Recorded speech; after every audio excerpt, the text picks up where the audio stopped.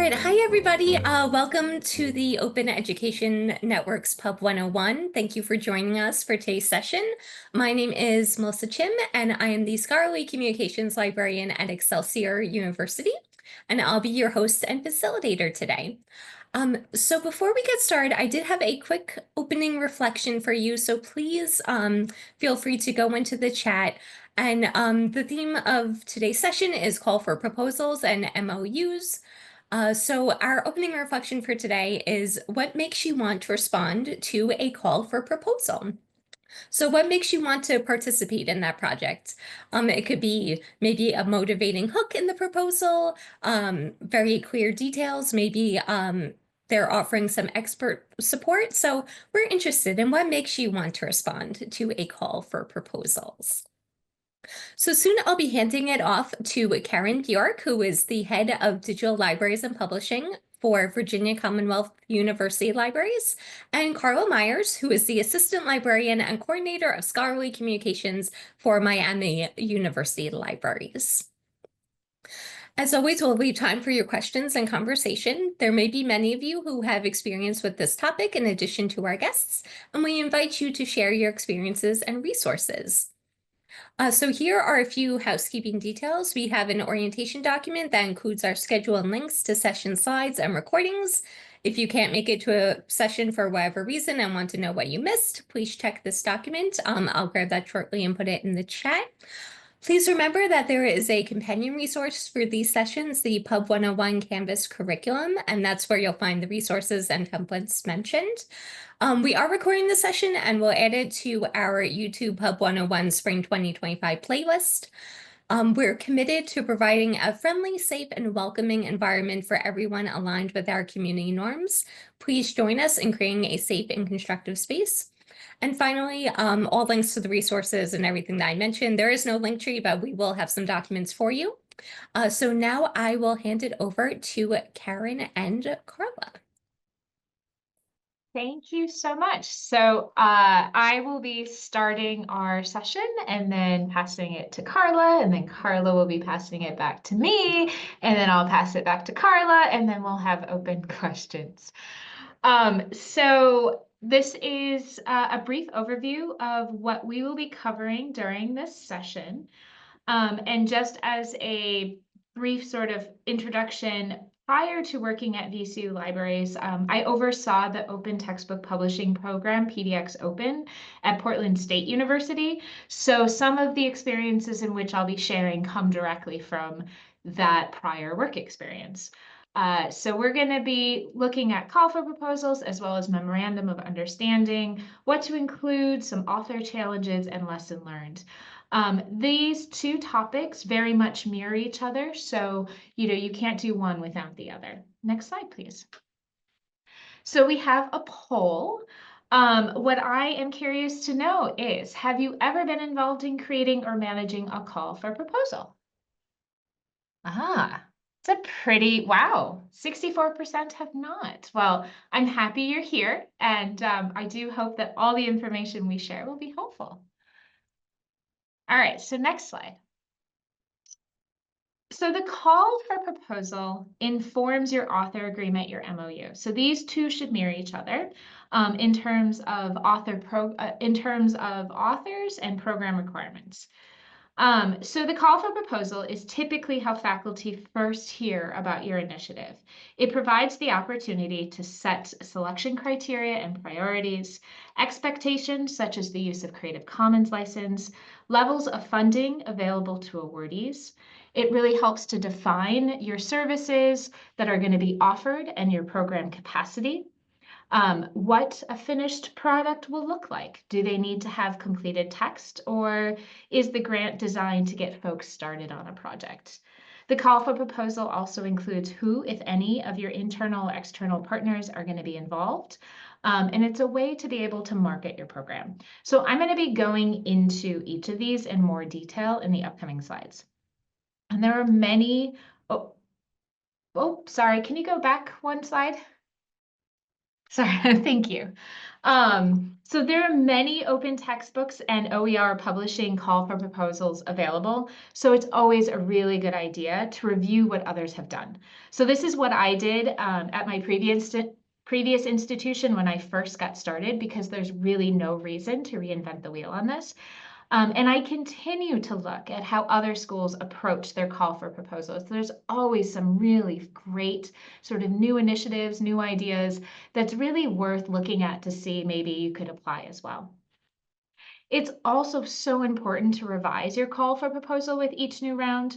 Priorities shift, lessons are learned, budgets are different, and there's always something you missed or points that need more clarity or detail. So I always recommend taking a look at what you had done in the previous year and revise and do some more revision.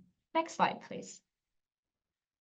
All right, so as I mentioned in the previous slide, before you release your call for proposal, you'll want to consider and decide on the focus of your grant program. This is really, really important. So you always will need to ask yourself, who will you be encouraging to apply and whether your program has a specific focus. So for example, will you be encouraging faculty who teach first-year courses? Is your focus on high enrollment? Will your program focus on a particular discipline or area? Or are you looking to work with a department or a degree program rather than a single course? So when I worked at Portland State University, our focus was to target high enrollment courses. So we designed a call for proposal around that goal. So one of the things we needed to do was define what we meant by high enrollment. So this took a bit of work and a lot of consultation with the registrar's office and other institutional partners. But we were able to define high enrollment courses, and then we added that information into our call for proposal. We also targeted our outreach to the faculty who taught those courses. So although it took us some time to determine how to identify it, it was actually really worth it in the end, and we got some really great partnerships out of it. So at our most recent call for proposal at VCU, we decided not to target a specific audience. We really were starting to establish great relationships across the university, so we wanted to cast as wide of a net as possible to really see who was interested. However, we created a call for proposal that had very specific requirements within it. So we were making sure that the people that were applying had very well thought out programs that they were wanting to, or well thought out, projects that they were wanting to do. Next slide, please. So wait, I got myself mixed up here. Go back for a second. Okay, I got myself mixed up. I'm going to go back to the requirements. So what are the program requirements? So it's important to include what CC license the project teams will have to agree to. Also, with the new Title II ADA requirements, what do you expect your faculty authors to complete? Such as, are you ensuring that the documents meet accessibility standards, that audio and video materials must include closed captioning? Will you require one-on-one check-ins? Will there be monthly or group meetings and workshops? How will grantees share their successes or talk about their challenges? This is also important for building community and ensuring that these projects are completed on time. So at VCU, grantees are required to participate in a summer cohort kickoff meeting, a one-on-one check-in, and bi-monthly group cohort meetings. The kickoff meetings offer grantees the opportunity to meet one another. They learn about their self-publishing, they do copyright, accessibility, and open pedagogy. For us, the focus is on building a community of practice of learning where the cohort gets to know each other and become comfortable asking questions of one another. It's also about being able to foster positive relationships, particularly as projects continue for longer periods of time than anticipated. You really need to establish those levels of trust as faculty may hit challenges and barriers, and you really want them to come to you as soon as possible. You also need to make sure you're really clear on, will your OERs have peer reviewers? Is it going to be open peer review? Is it going to be closed peer review? If it's open peer review, who's going to be selected, or even closed, like who is selecting the peer reviewers? So at Portland State, we said as part of our call for proposals that we require the books to be reviewed by three people. Two of them have to be outside the institution and one has to be within. We actually also said that the authors select their reviewers. They are the experts in their field. And so we really wanted them to find folks that could look at the book in different angles. We weren't seeing it as a closed peer review. We were really seeing it as a way to enhance the book and ensure that it was meeting sort of the teaching requirements in the pedagogy. We also need to set project deadline dates. So the issues with project deadline dates is the fact that things happen. So projects may have an anticipated deadline date of a year, but really projects usually are going to take double that amount of time. However, setting dates is important because you can have conversations about what is realistic. Can a faculty member actually teach their full load of courses on top of writing 4 chapters? These are conversations that you need to have throughout the project, and they also are really important when doing the MOU. All right, next slide, please. I think I'm on track. Yes, project scale and funding. So what type of projects will you support and at what financial level? So will you do mini grants and support ancillary materials only, or will you support adopt and adapt grants? Will you just focus on creation? Will you focus on early stage projects where the goal is to assist with the development of the project, or provide funding for projects that have already been published and require additional support to be updated? Your overall budget and the number of projects you can support will help you determine this answer. So when my program had very limited funding, I designed a call for proposals around adapting and adopting only. Even with the limited funding, we were able to provide the opportunity to support faculty flipping their courses to open. So at VCU, we're doing something different in the fact that we don't actually set amount of funding that we will distribute to each project. Instead, we say that the funding amounts vary, and we actually ask each applicant to set their own budgets. We do, however, say that the awards are typically between $1,000 to $2,000 for smaller projects. Individual course projects can be up to $15,000 if it's a larger departmental one. So we kind of give people a bit of a range, but we have them set that.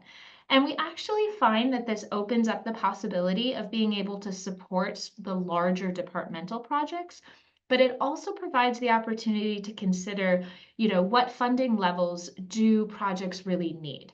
We all know that we cannot fully support the labor that it takes to create an open textbook. But what we can do is have faculty say to us, how much, could they get paid in the summer? It becomes then part of a conversation, much more so than just, hey, we're giving you money to do this. And so we have actually found this to be a very successful way to navigate this. Unfortunately, this year, for example, we have far more proposals that, like, our funding levels are far higher than what we can support. So part of our selection process is also having an in-depth conversation about how much money should we be giving to projects. Next slide, please. All right, budget. So there is a lot to consider with the budget, and this is probably one of the most complicated areas. So before you release your call for proposal, I cannot stress enough to meet with your library's fiscal office to understand how funds can be distributed. So at Portland State University, the library distributed the funds to the authors directly.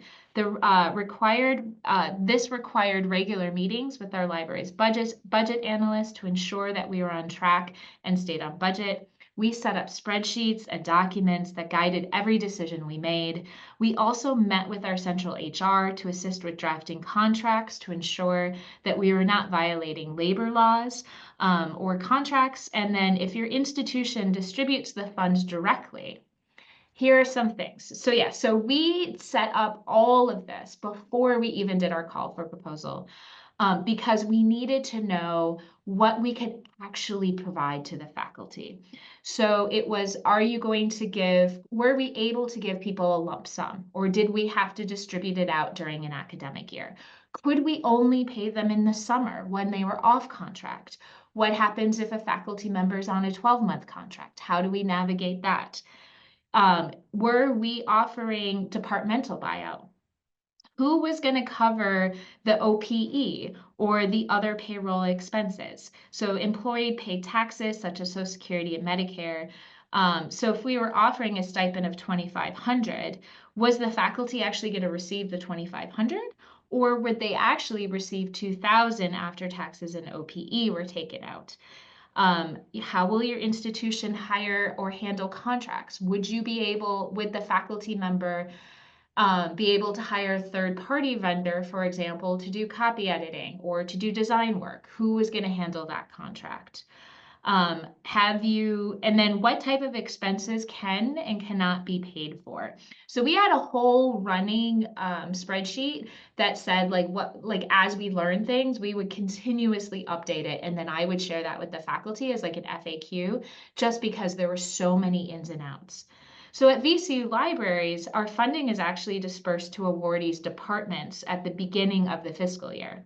So how and when the funding is spent is at the discretion of the department, which means it's a lot less work for us, but it's more work for the faculty member, because we clearly state that the faculty member has to know how their money is going to be distributed, and they have to have a conversation with their fiscal officer before the distribution happens. We've unfortunately run into issues where faculty haven't spent their money in time, or they were under the impression they could spend their money one way only to find out that they couldn't do it. So it leads to a lot less headaches on our end if faculty have that conversation upfront with their fiscal office and they know what they can do with their money before they actually receive their money.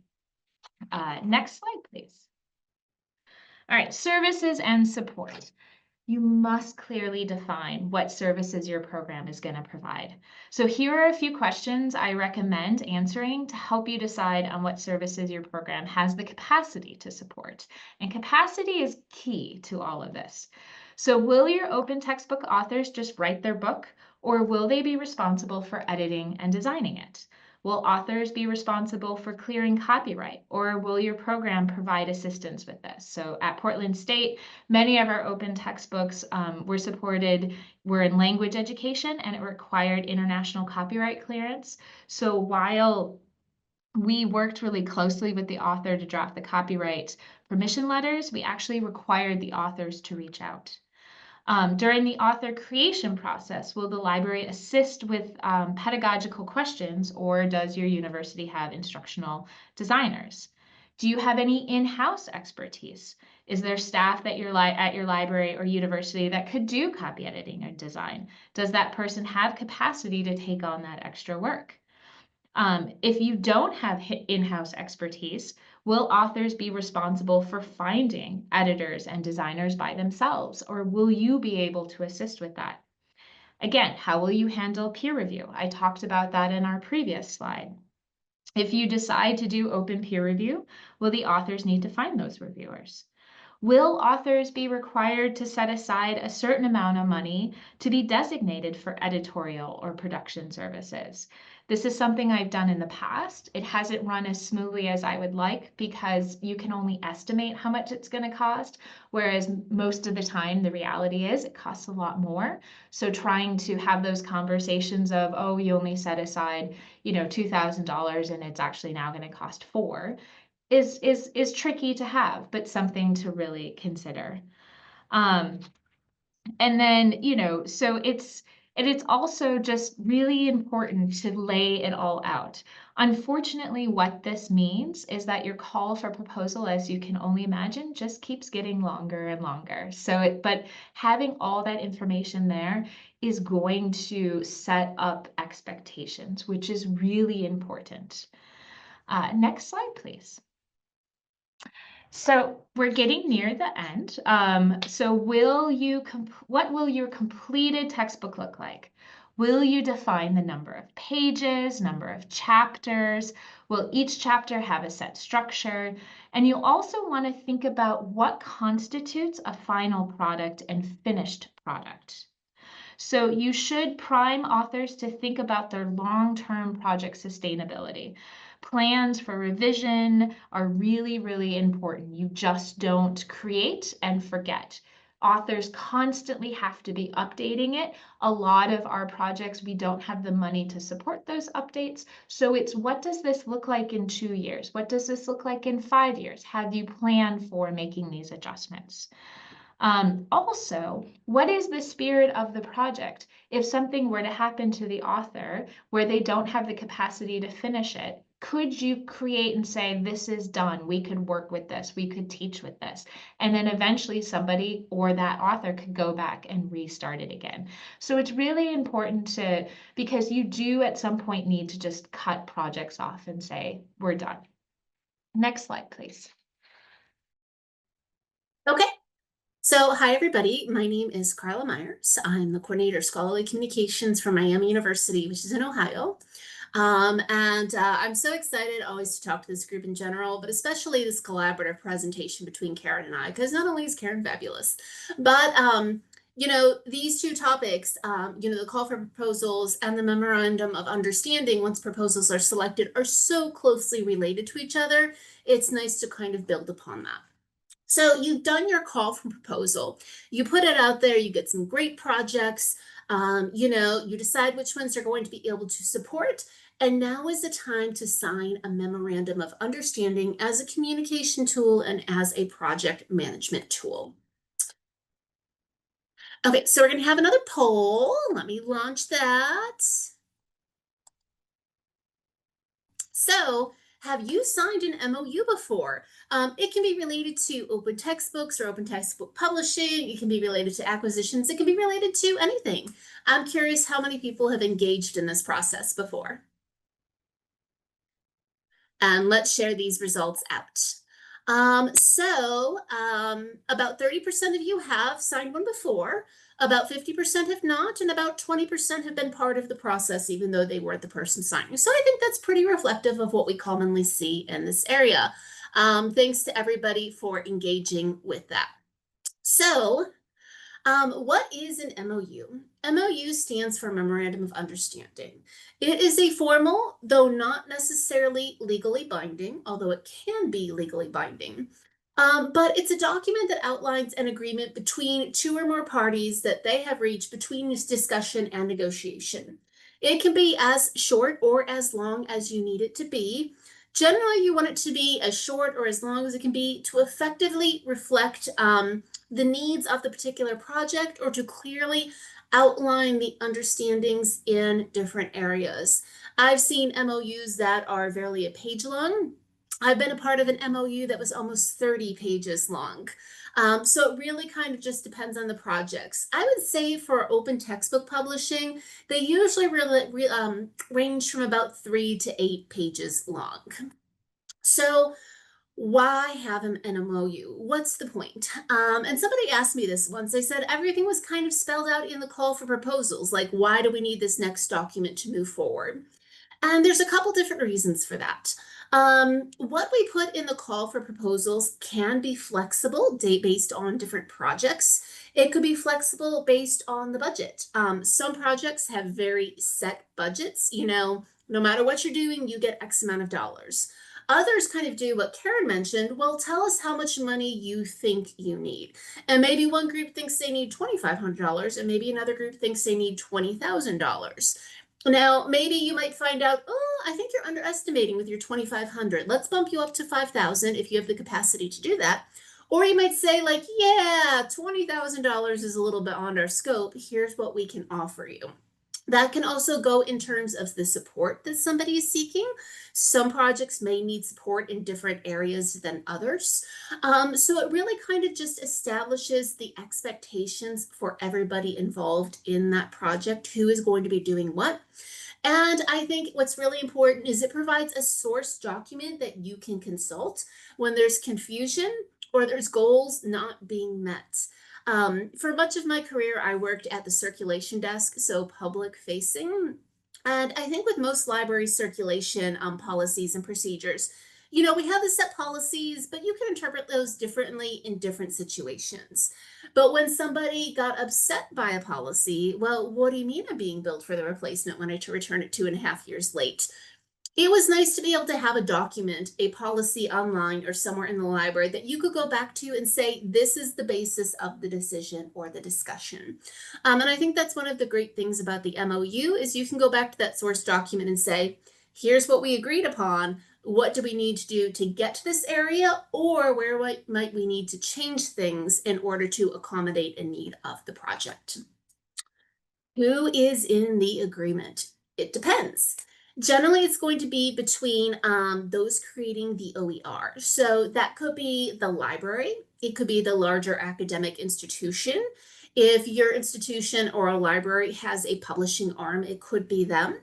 It could be with a group of authors if it's a group project. It could be with what we call a corresponding author, maybe the lead author of that project. Sometimes we need to have a conversation with them. Okay, you're going to be writing it, but you're going to be bringing this person to create some ancillary materials, like a test bank online or a website or things like that. So do we need to bring that person into the MOU to plan that part?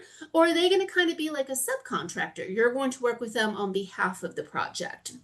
Something else we have to think about is, could union representatives be involved if your institution has a union that covers faculty?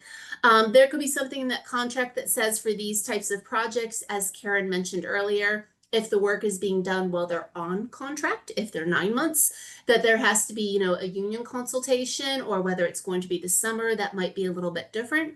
So it could be that somebody from the union has to be part of that conversation too. What is in your MOU? And chances are it's going to be a lot of what was in the call for proposals, but more specifically, what are those different categories specific to this project?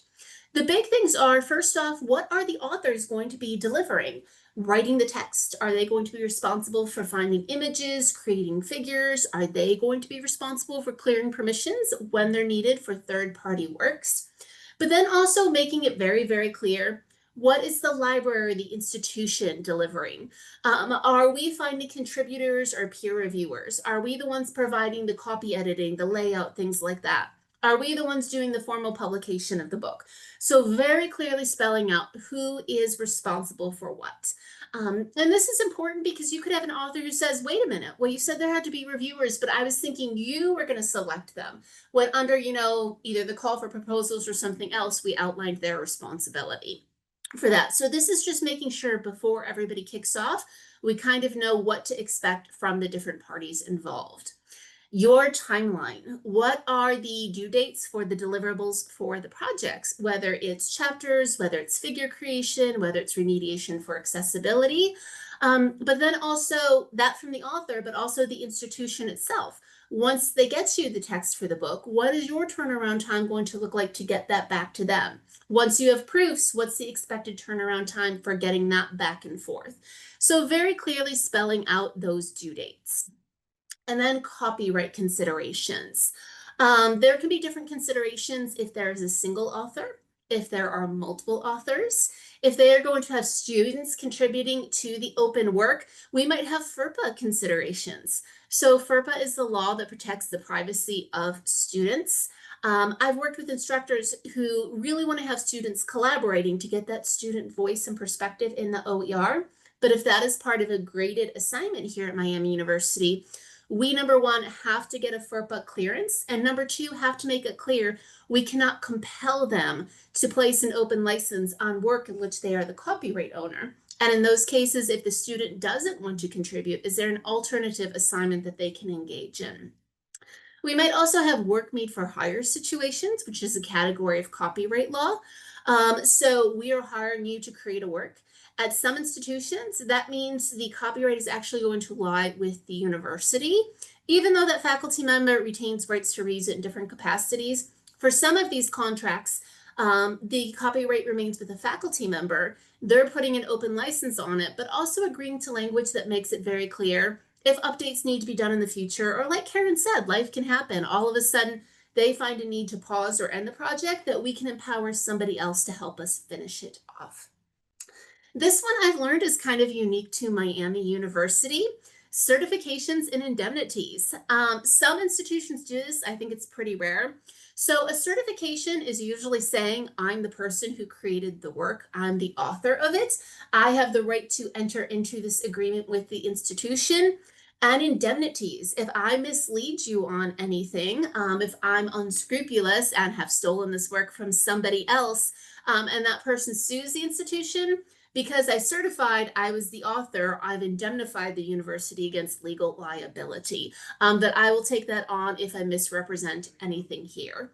Sometimes also saying I'm not including any libelous materials, things that, portray somebody or an institution in an organization in a way that could bring about legal liability. Miami University is great because they really empower me in this work, but I think they're also conservative when it comes to the law and dotting their I's and crossing their T's and making sure this language is in there. And then also, of course, the open license. Here at Miami University, we give a faculty the ability to choose from 3 different open licenses out of all the ones the Copyright Clearance Center offers. Some programs say you can choose any of them. Some institutions say you will put on this one. So making it very clear, what open license is going to apply to that project, or what their options are for choosing one, and if so, which one they want to choose. What is the budget? And I'm just going to emphasize again how important it is to have this conversation up front. How much are they getting for the project? How will that be distributed? Will it all be upfront? Will the money be awarded in stages? Will the library be paying the bills? Will the library be transferring the money to that person's department for them to take care of it? And what type of expenses can be paid? One of the ones we have to be most careful of here is third-party contracts. So if they want to go out and hire somebody to create some images or figures or something like that, because then the university probably is going to have to get involved in agreeing to that contract. It can be done. It just adds in an extra step that we have to make sure the faculty member is cognizant of and takes in order for us to be able to reimburse that expenses. So we're also very upfront on what the budget is and how that is being managed. How will the materials be submitted? I was a journal editor for 10 years, and I can tell you this is so critical. What format? We would probably assume most people would submit it in Microsoft Word. I've had things submitted in Open Office, which doesn't play nice with a lot of editorial publishing tools that are out there. I once had a faculty member give me something in a locked PDF. And when I was like, oh, wait, there's a problem here. They're like, well, I don't want anybody altering my work without my permit. Yeah. So you can just note your changes, and then, I can decide what's going to be made. And that was kind of a reflective conversation on what is an open access work, even though I thought we had covered that clearly. But we had clearly said up front, we need this in a Word format. Image and graphic file formats, what types do you need those to come in? And citations. Number 1, what all needs to be cited, because you would sometimes be surprised where they think they need citations and where they don't, and what format you want those citations in. I say this with love in my heart. A lot of times what I get is citations coming in multiple formats, or they're using either maybe a tool from a journal or, a tool in Word to create those citations. And those are notorious for causing errors. So we have a conversation that you can use those tools to get you started, but that you have to check those yourself to make sure they are actually correct. Not only the content they need, but actually, the formatting itself. Because that's just so much work, and our small group that supports us doesn't have the capacity to do this. Something new with citations that we are navigating here at Miami University is the use of AI in the creation of open works in any capacity. AI is an emerging tool, and we want to support faculty in using it where it is practical, but we also want to be upfront in communicating where they used it. Or again, recognizing that AI is far from perfect. So if you used AI to create a case study, number one, being upfront that that case study was authored by AI, but number two, making sure they're going in and reading it to make sure it makes sense, it has proper grammar and flow, things like that. So we're trying to figure out how all do we want to integrate AI into our MOU, just making sure faculty are cognizant of what we want to see when they are using it. So drafting your MOU, you want to be cognizant if your institution has any policies or procedures around drafting these. So I reached out to the Office of General Counsel saying, hey, this is what we're interested in doing. We want to make sure we're following your policies and procedures. But we also reached out to HR saying, okay, if faculty are going to be working on this over the summer, is there anything we need to know about paying them over the summer or what those contracts have to say? The faculty at Miami recently unionized. So now we're also going to have to checking with the union to say, is there anything in those contracts that may impact the faculty member doing this work and or how they might be spending the budget? For example, if a faculty member is interested in using part of their budget for a buyout for the semester, does that somehow feed into the union contract and how that money is spent or how that person gets a replacement instructor for the semester? So I think once you have those conversations with key groups, that's when you can start to draft, writing your own from the ground up. But I encourage you to swipe. Even with all the work I've done throughout my career with copyright and licensing and drafting these things, I still went and swiped ones and used those as a basis in integrated. Karen's nodding. I think the Portland one was one of the ones I swiped. So we used those as templates. We read through them and pulled out paragraphs or information that we liked, and then we customized it to Miami University. And the publishing curriculum through the OEN has such great templates. I encourage you to take a look at those when you're starting to think about what might your MOU look like, what do you need to have in it, and then even just using those to draft them from the ground up. So tips and recommendations. Use plain language. This was fun when I was talking with the Office of General Counsel, and I say that in the nicest possible way because they're attorneys, and the way they tend to write text is completely different from what most of us use in general. So with our MOU, at the end of the day, the certifications and the indemnifications are kind of legalese, even though I go through that very carefully with our faculty authors. Everything else I work to write in plain language, so it's easy for everybody to understand what is expected from both sides. Organize the document logically. So ours starts off with, here's what the faculty member is responsible for. Here's what the library is responsible for. Here is the budgets. Here is the due dates. So kind of a logical way to look through it. And making sure we have in there what are the key areas you need to cover. And Karen kind of touched on this. This is a learning process. The first MOU that we did looks mildly different from what it is now. We just ended up adding in more sections or providing more details where we realized, oh, well, that seemed clear to us, but it wasn't necessarily clear to the faculty members we were working with. So being flexible in how that looks. Setting expectations, informing your authors, maybe even part as a call for a proposal, that this is an expectation that you will enter into the MOU. If possible, sharing with them a draft copy of the MOU, making it clear this may change a little bit depending on their project. And then being available to answer questions, not just during the call for proposals in general, but the MOU can kind of be a little intimidating for people. Here's this kind of legal looking document that I'm expect to, sign, can I answer questions for you? Because I want people to step into these projects feeling confident. And as Karen said earlier, feeling that they can ask questions and that there's just that clear communication expectations set from the beginning. So a poll, and let me see if I can get this run working.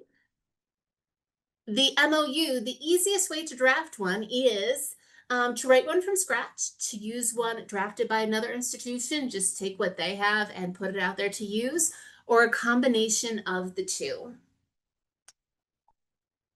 Okay, I'm gonna end the poll and share the results.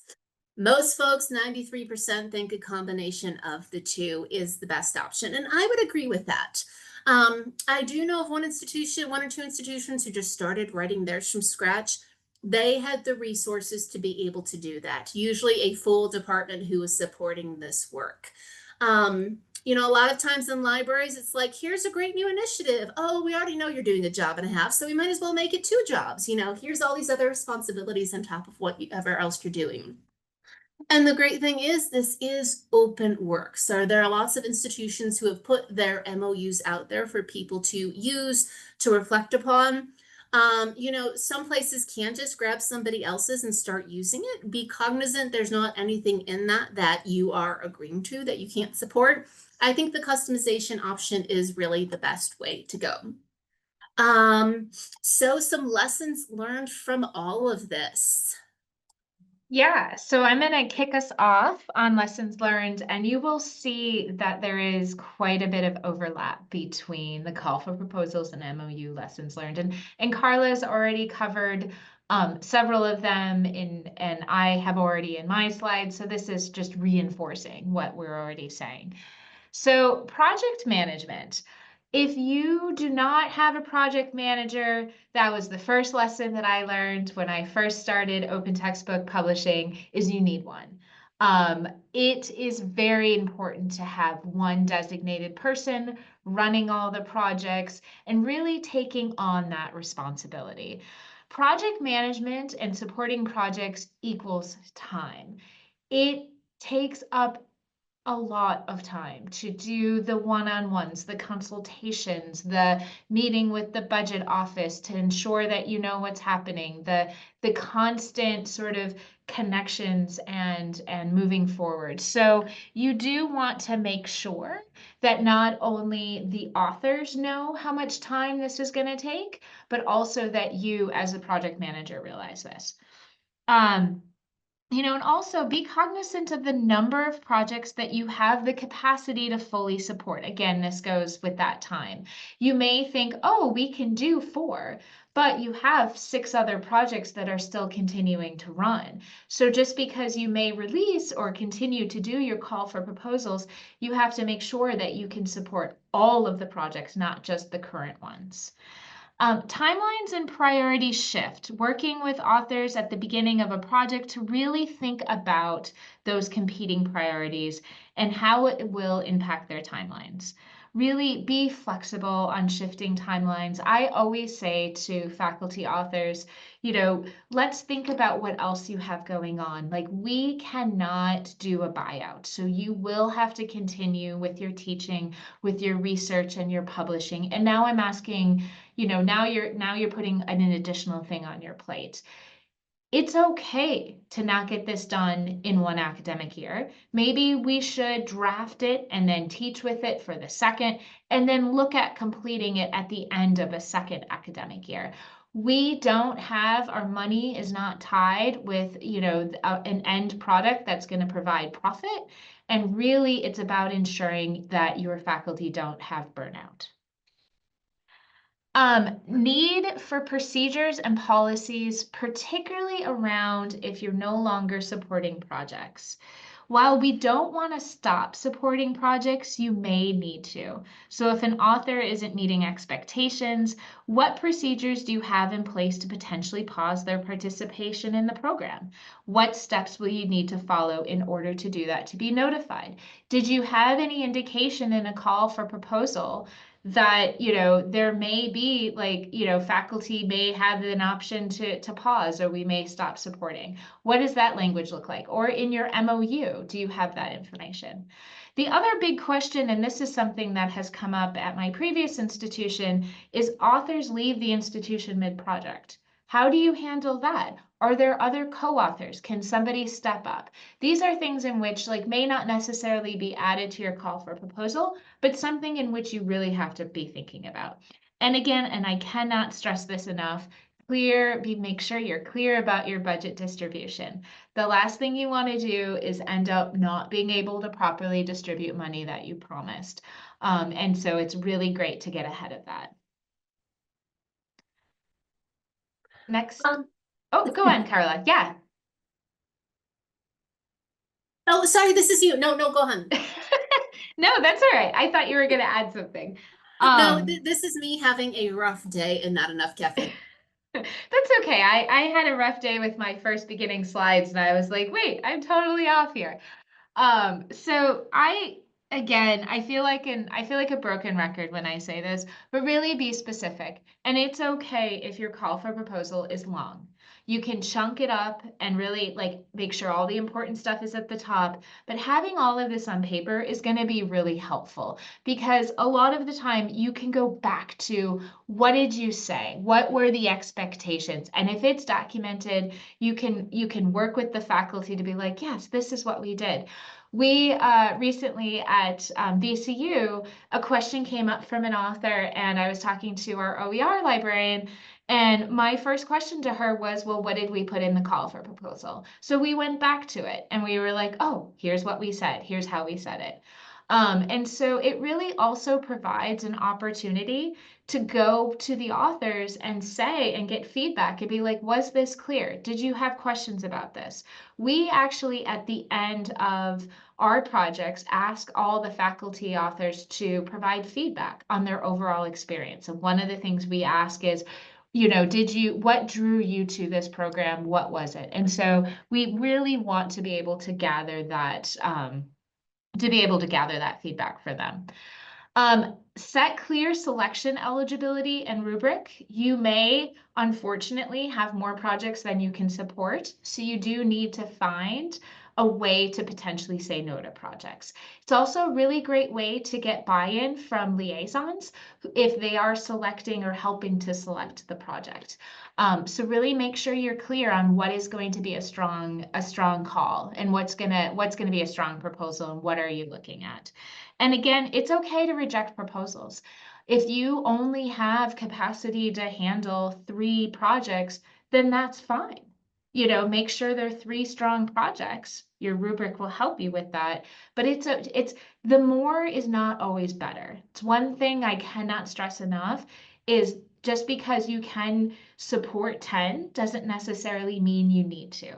So I believe that is all of my words of wisdom. Now it's my turn. So lessons learned from MOUs. I think number one of them is, okay, once somebody's been selected, scheduling a time to sit down and review the MOU with them line by line. And this sounds kind of tedious, especially if maybe it's going to be 5 pages long. But what we learned early on is things that seem really clear to us, even if we thought we were clear in our communications, the faculty member can have different perspectives, maybe on if they've worked with a commercial publisher before, or maybe just from their particular field. So I think the best example I have of this is we had awarded a grant for an open textbook publication. We were so excited because it was going to be in a subject area that we weren't aware there was any MOU out there. And I sat down to start talking with a faculty member, going through the MOU, and we got to the end and they said, hey, Carla, where's the section on my royalties? And and I was like, oh, well, with an open textbook, this is freely available to everybody. There's no charge. So, as part of this money, there can be compensation for you for the work for writing it, but there's no ongoing royalties. And they're like, oh, but a book with no royalties? And I'm like, yes, but they opened they had published before with commercial publishers. That's kind of what they were expecting. And they said, Carla, I hate to say this, but I have a kid getting ready to go to college, and we were hoping royalties from these books would help fund that. I think I may want to step out of this project and go with a commercial publisher instead, which, in the end, that's what they wanted. And we were happy to support them and wish them well. But, we were really struggling on our end. Like, where was there some crisis miscommunication on our end that we weren't being clear that while there are upfront funds, there is no royalties, like ongoing royalties, associated with this. And we ended up talking with some other people. And I think for them, it's just what they were used to publishing in their area. And maybe the fact that there was no ER in this area, was just kind of reflective of the fact that that was a really unique publication means. But other people assured us like, no, we really kind of understood what the concept was. But if we hadn't gone through line by line in that particular area, if we hadn't cleared that up front, it really bothers me to think like, what would it have been like when a year went by and they said, wait a minute, what do you mean now I'm getting no royalties after I put all this work in and that work was actually published? Communicate, communicate, communicate. I don't think you can over communicate when publication happens. And that's because issues will arise on both ends. And most of that comes down to life happening. I did publish a book with a commercial publisher. And when I missed my first deadline, I reached out to my publisher. I was crying in the Zoom. I felt so horrible. And she said, Carla, you're busy. You have a life, you have, work. She said, I don't imagine you didn't get this done by the deadline because you weren't doing the work. And I was like, well, I got sick. And then, I had somebody, I just tell those, she's like, yeah, life happens. And she shared a really interesting statistic with me. And looking back at being a journal editor for 10 years, I'm like, she's right. And that statistic is only 20% of authors ever meet their initial publication deadlines. 80%, she said, can end up taking a little bit more time to double the amount of time that they thought. And she said, you will get some slackers who just lose interest in the project and stop working on it.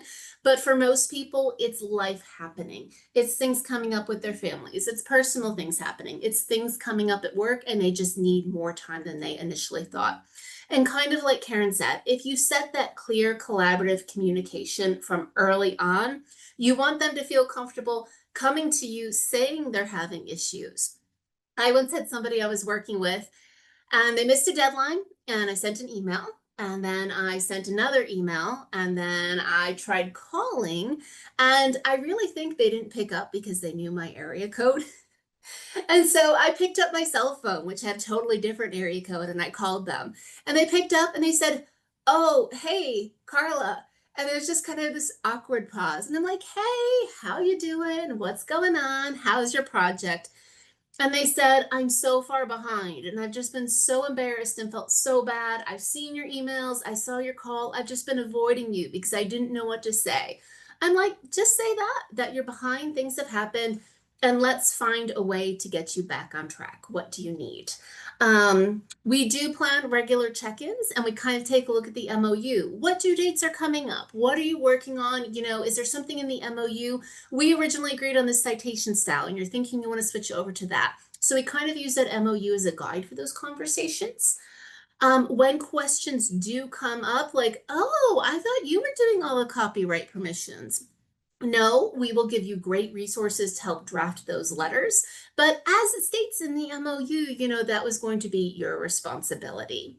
Identify areas in the MOU where you can be flexible and identify areas where you cannot.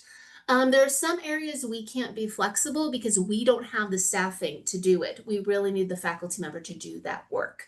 It could be if you're working with a third party who's going to be doing the copy editing or the publishing, they are expecting the project at a certain time. And if the author can't get it to them, they can give you a new due date, but it might be 3 or 6 months down the road. So we need to know where they are so that we can communicate to the publisher we're working with. So if you can be flexible, be flexible. And most of the flexibility is going to come from that person needing extra time. But make it clear up front to the areas where you can't be flexible. And then kind of both of us, things we've both seen recently. Times are changing. And it was funny because when Karen and I got together to start planning our joint presentation, we were talking about, well, these are things we've seen throughout our careers in supporting this. But recently we're seeing, more things, or we're seeing some really unique things popping up. And what does that look like? So Karen, I'm going to let you kick off with some of your examples, and then I'll share a few from Miami University. Yeah, I mean, one of the things that we're really seeing is, faculty workloads. So faculty workloads are changing and shifting.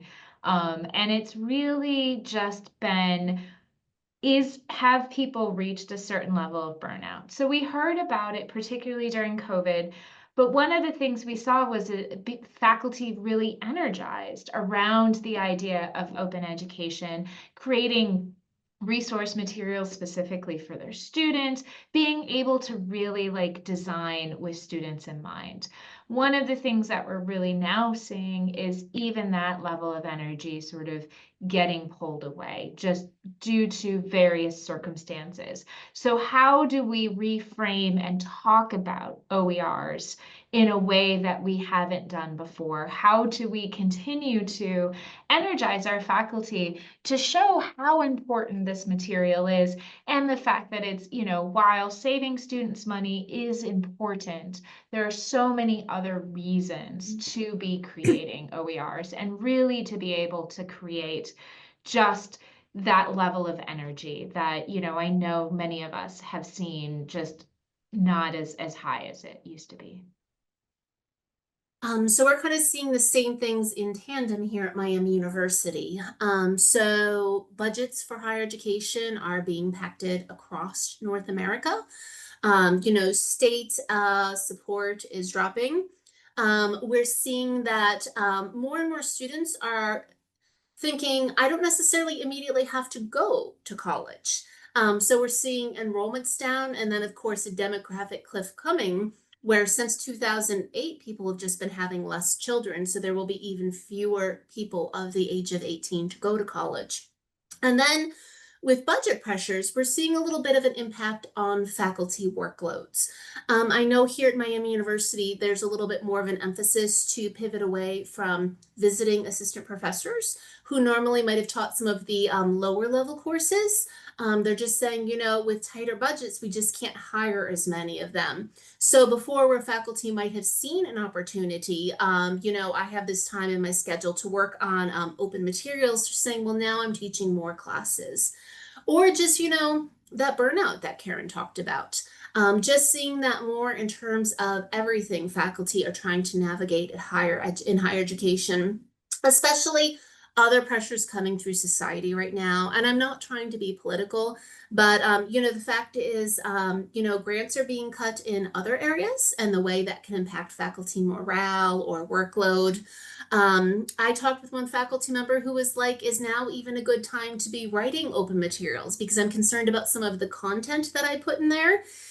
Could that content make me a target for people who feel like, what topics are and aren't being taught in higher education? So some of these really, forces coming from the outside that we're trying to figure out how we need to navigate. And so I think the solution to this is just a review of campus and instructor needs and flexibility. One of the things we're talking about here, and I will say, like Karen, we get feedback from everybody who's involved in all of our initiatives. And we have been changing. Some of our programs haven't changed at all, but some of them end up getting reinvented every 2 or 3 years because we found out that faculty needs have changed. So, do we maybe need to be providing more support to the faculty member? Okay, if they're seeing their workloads modify a little bit. Do we maybe need to work in a budget for a student employee who can help the faculty member, with some of those things? Are there things we want to focus on? Like one of our big initiatives here at Miami University is trying to negate the cost of course packs. It's not necessarily open education. We're looking at what readings are in those course packs students are paying for that they don't have to, either because the library is licensing those resources or we can make them available under fair use or other rights and copyright law. It's not an open resource because it's in Canvas. It's not freely accessible to the world. But nevertheless, maybe we'll have a little bit more success there for the time being, negating those costs while we try to figure out how can we support faculty needs with these bigger projects. Karen, what solutions are you looking at? Well, I do want to be cognizant of the time. So it is 3 o'clock. So I do want to just, here's our contact information. If you do need or have any questions for us, please feel free to reach out. And I just was going to reiterate what Carla said about solutions. Flexibility is huge. And I also think it's about thinking outside the box. Really, it's about how can you support the faculty member and how can you continue to move forward with creating OERs to the best of your ability. And I see Melissa's put her camera back on, so. Oh, yeah. So first, thank you so much, Karen and Carla. Thank you so much for bringing this really important topic to us. I've actually been working on a call for proposal, so I'm going to take a lot of what you guys said to heart, and so I'll use it for the upcoming MOU also. I know I do want to be cognizant of time as well, but if anyone had any questions, please feel free to put them in the chat, or if you would like to unmute yourself, please do. I would like to give everyone that opportunity. And I am able to stay a little bit longer as well, so I'm happy to answer I any am too. questions. So, Oh, great, thank you. and we did throw a lot of information at you in like 50 minutes, so we also apologize. It was very helpful, though. Yeah, thank you so much for both giving all of that information. And of course, this will be available on our Pub101 YouTube page also. So if you will like to go back and watch it again, or any of our other sessions, those are available too. Okay, so if there are no questions, I'll just say, thank you all for joining us as we continue to learn about open textbook publishing. We hope that as we continue to share available resources and recommendations, one of your key takeaways is the sense that you're not alone in figuring out how to support open textbook authors. So thank you all again, and we will see you next week for the final Pub 101 session. Thanks, everybody.